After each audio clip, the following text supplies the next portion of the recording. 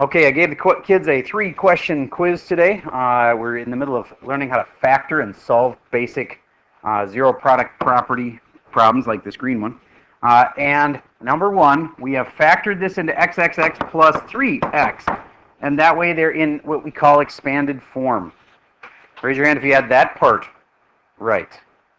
Okay, good. Mr. WR, what did you think was in common on both of them? They both had a what? An x. So once I circle that, and some of you guys haven't caught on to that, that helps a lot. Because then later, when I take out that x, I can see what's left. Okay, so watch. This x gets crossed out, this x gets crossed out, and then I have x squared plus 3. There's your answer. See how I got that? Yeah. The x came out, and then what was left was xx plus 3. All right. How many of you had that one right? Excellent. Okay. Number 2, expanded form. 2 times 6 times x times x. This one, 2 times 5 times x. Putting the plus back in there. Now you just look and see what do they have in common. Common factors. In fact, we're looking for the greatest common factor. All right. The 2 is in both of them. The x is in both of them. Is there anything else that's in common? No. So you go 2x in front, and then when I do it, I like to go like this. I know technically I'm dividing by 2x. I get 6x plus 5 is what's left on the inside. Raise your hand if you had that one right. Okay. Then, last but not least, this is its own separate little equation. And a lot of people mess this up because they think the answer is like this number. That is not the answer. The answer is not -5. All right, hold on just a second here. The answer is you take this part and set it equal to 0. See how it says equal 0 at the end? And then you set this part, x plus 2 equals 0. And then you got 2 mini bite-sized equations. You just got to do one little thing to each. Add 5. So x equals 0 plus 5 is 5. Positive 5. Not -5. Positive 5. And then minus 2 and minus 2, and x equals -2.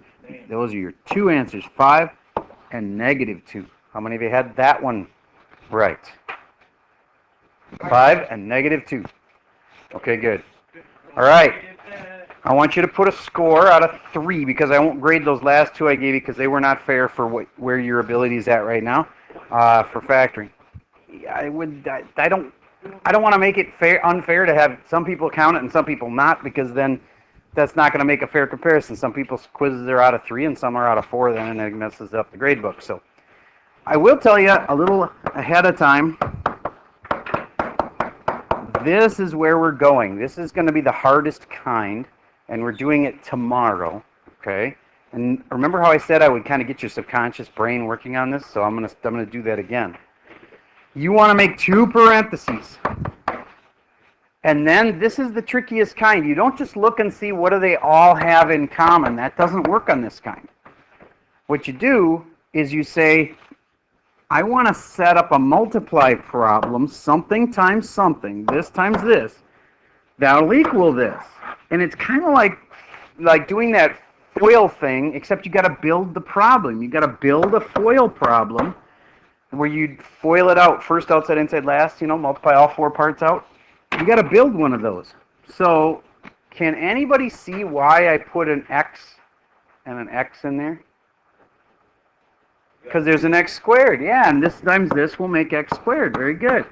Okay, now, can anybody figure out why I'm going to put a +1 and a +1 in here? It's not because of the 2.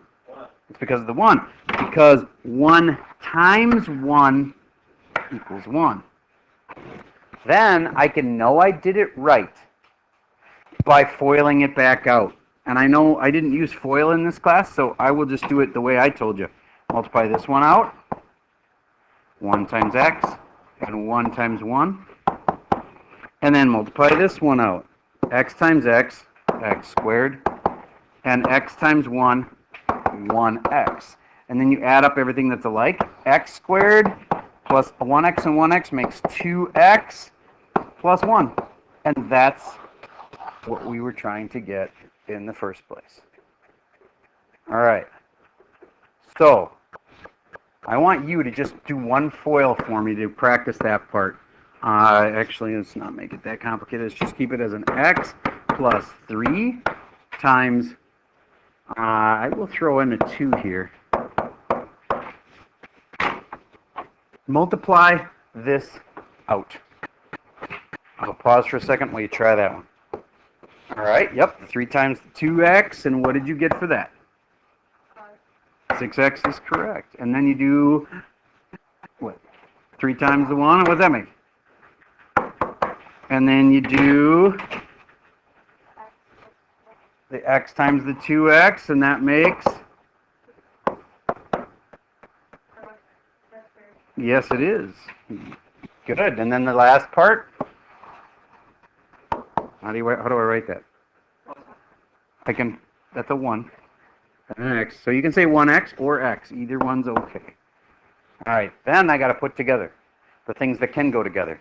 And that's this and this. And 6x plus 1x makes? 7x. 7x. And then this goes in front because that's like got the most power. Get it? Because it's got a power of 2. None of the other ones have a power of 2. So it's got the most power. And then last is plus 3. There you go. Did anybody have that answer? Ooh, my star students. All right, good. So that's a little preview of how to factor backwards. Do you get this would be the question? And that would be the answer. It's like backwards. This would be the question, and you'd have to factor it, make 2 parentheses like this, and you'd have to make this. So it's kind of like Jeopardy, where they give you the answer as the question. So again, it could look something like this. Hilarious. That's a bad x. 4x plus 3. And that factors. I'll see if anybody can catch on to this. What do you think goes here and here? X's. And then, what do you think goes here and here? 1. Not a 4, because I have to multiply to a 3. 1. A 1? Like I said, 1 times 2 is 3? I don't think so. 1. 1 times 1 is 3? I don't think so. Come on. 3. There. See? It's not that bad. That is factoring, and that's what we're doing tomorrow. So for today, we're practicing the normal kind of factoring one more time. Thank you.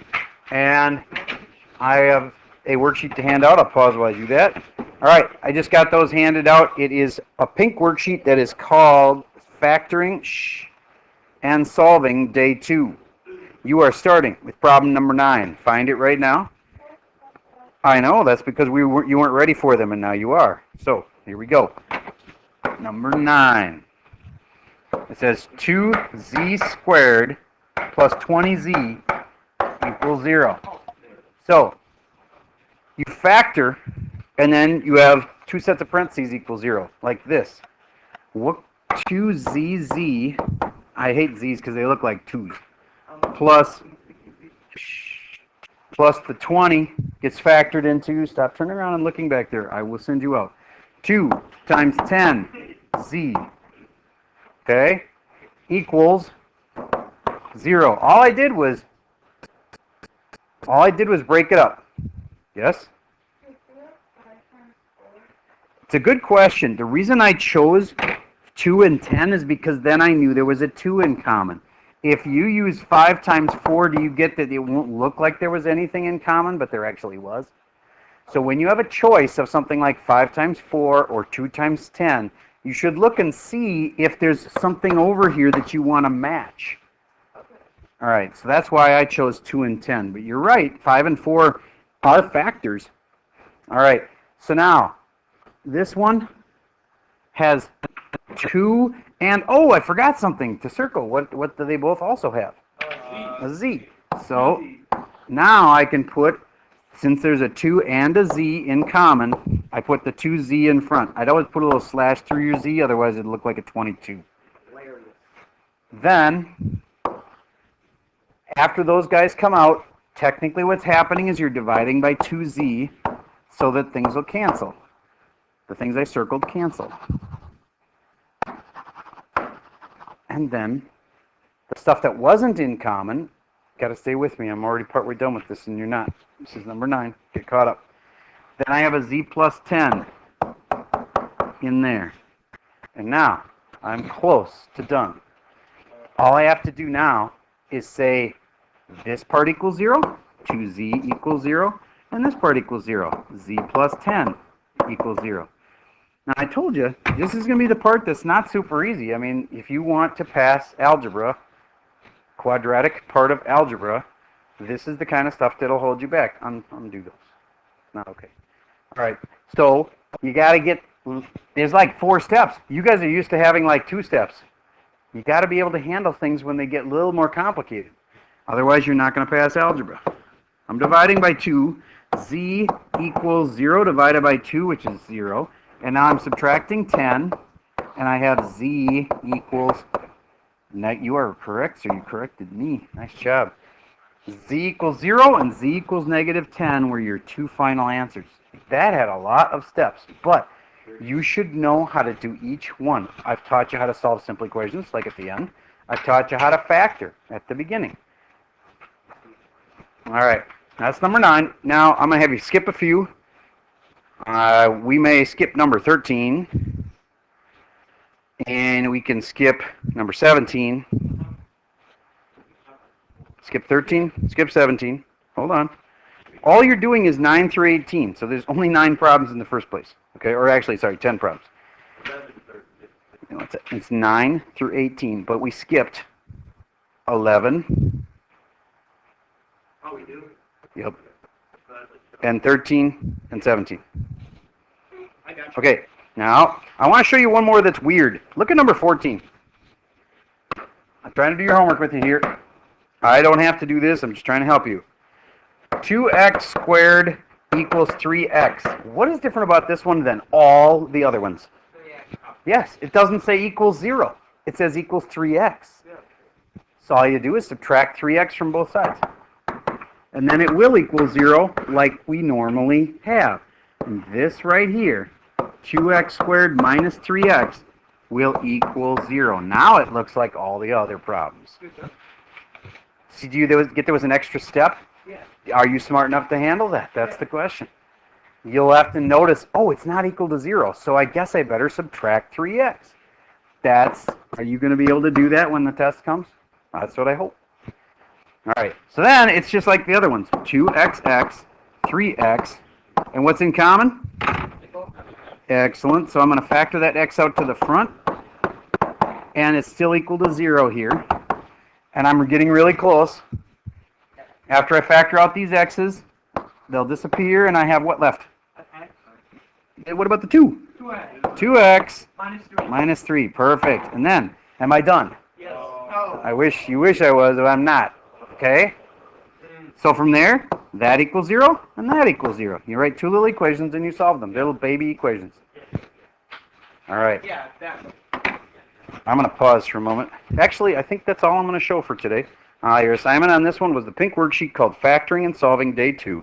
And you are doing problems 9 through 18, except we were skipping 11, 13, and 17. Okay, that's all I got for you for today.